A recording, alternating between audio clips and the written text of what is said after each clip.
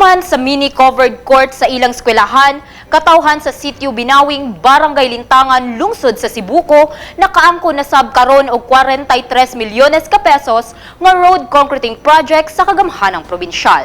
Sayron nato ang dugang detalye sa report ni Lorvic Cabilin.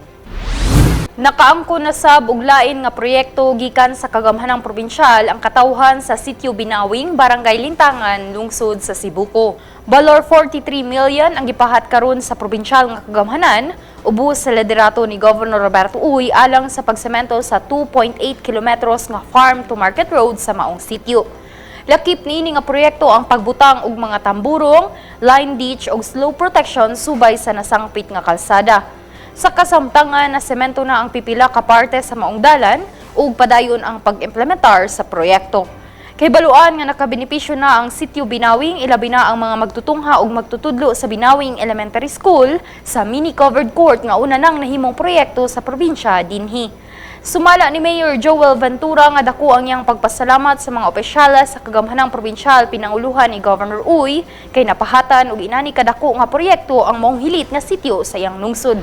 Dako kayong salamat namo ni Gobernador ug uban pa mga provincial official na gihatagan ni proyekto ingon ni ka dako.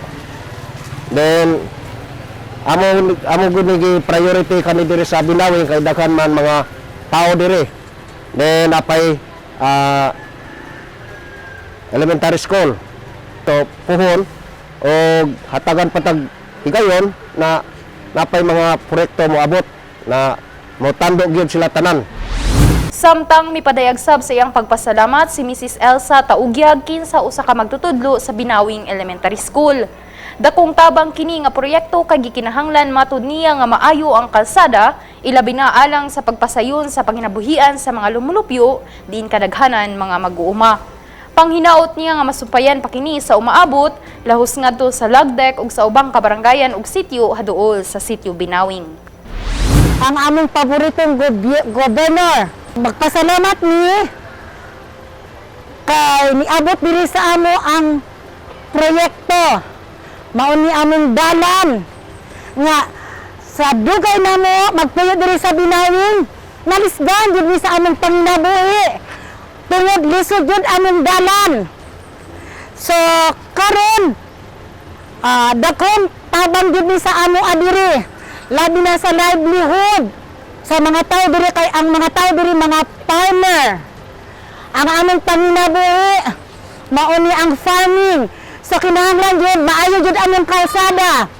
Hinaot pa diri lang diri kutob. Magpadayon pa jud dito sa lagdek ug diha sa mga kabaranggayan na duol sa among sitio. Magpabiling updated sa mga pinakaulahing kalambuan ning atong probinsya. I-like ug i-follow ang among Facebook page ug mag-subscribe sa among YouTube channel.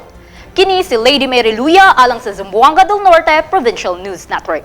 Ang dapig sa kamatuuran, duyog sa kalambuan.